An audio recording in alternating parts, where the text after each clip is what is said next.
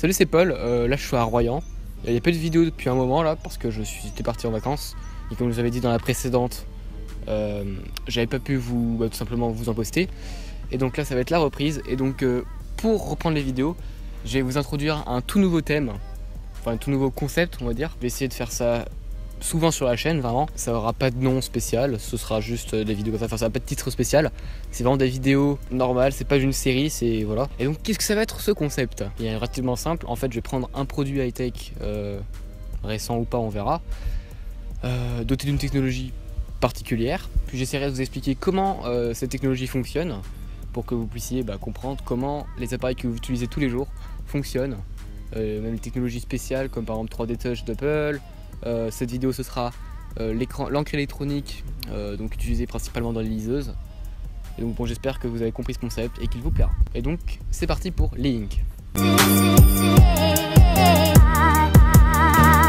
Voilà, donc j'avais fait une vidéo il y a plusieurs mois où je vous parlais du Kindle Paperwhite. C'est une liseuse pour ceux qui ne savent pas. Et donc de cette technologie d'écran spéciale donc qui s'appelle l'encre électronique, papier électronique, e-paper. Voilà, donc aujourd'hui on va s'intéresser à cette encre électronique et comment ça fonctionne. C'est vraiment un truc qui m'intrigue beaucoup personnellement. Quand je lis sur la liseuse, ça m'intrigue beaucoup comment ça fonctionne, pourquoi ça utilise aussi peu de batterie, etc. Et donc on va parler de ça dans cette vidéo. Mais aussi quelles applications on peut en tirer. Et donc on va commencer par un peu d'histoire. On pourrait croire que l'encre électronique c'est un truc récent parce que la plupart des produits l'utilisant c'est des trucs qui sont sortis récemment, il y a moins de 10 ans en général.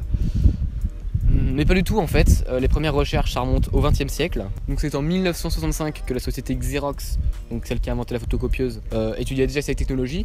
Donc c'est quand même assez vieux, hein. Mais c'est vers 1998 que la MIT parvient à maîtriser pleinement cette technologie.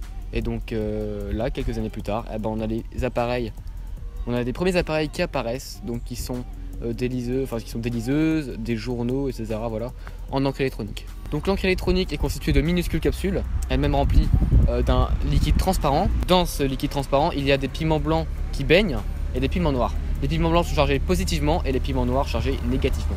Donc ces capsules sont disposées entre deux feuilles transparentes de verre ou de plastique pour obtenir un écran souple, qu'une dotée d'un circuit imprimé semi-conducteur. Lorsque le champ électrique est positif à la surface de la feuille, les particules noires elles remontent à la surface, donc on les voit apparaître. Et donc de même pour les particules blanches, lorsqu'un champ négatif est appliqué, ça remontera à la surface de la feuille et on le verra apparaître. On peut aussi faire différents niveaux de gris en faisant migrer simultanément les particules noires et blanches de part et d'autre de la capsule.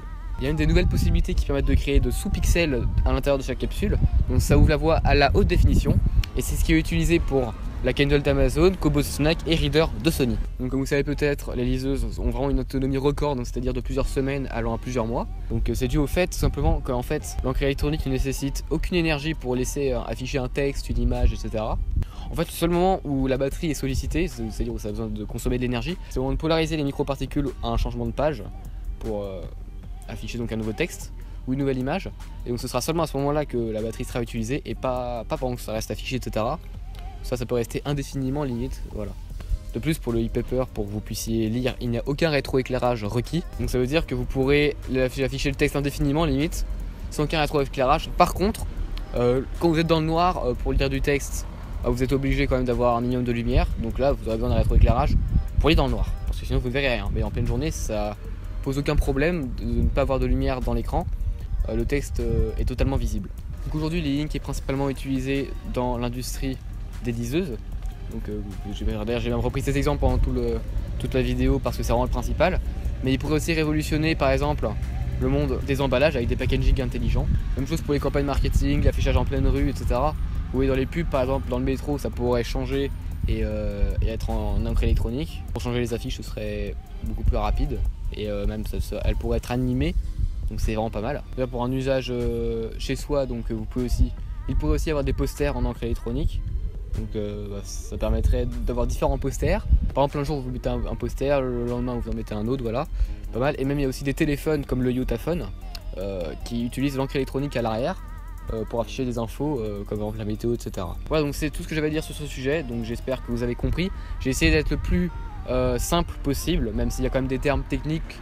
Mais bon, on peut pas faire autrement. Bon voilà, après je pourrais aussi en parler beaucoup plus longtemps avec d'autres techniques, l'encre aussi en couleur, etc. Mais bon, après ce sera trop compliqué. Je préfère rester dans le simple quand même, le simple moyen on va dire même. qu'il y a quand même des moyens où c'était un peu compliqué. Donc c'est la fin de cette vidéo, donc n'hésitez pas à liker et à partager si vous pensez que ça intéresse des personnes. Et bien sûr à vous abonner. Moi je vous dis à très vite dans une prochaine vidéo. En attendant, informez-vous, soyez insider. Salut!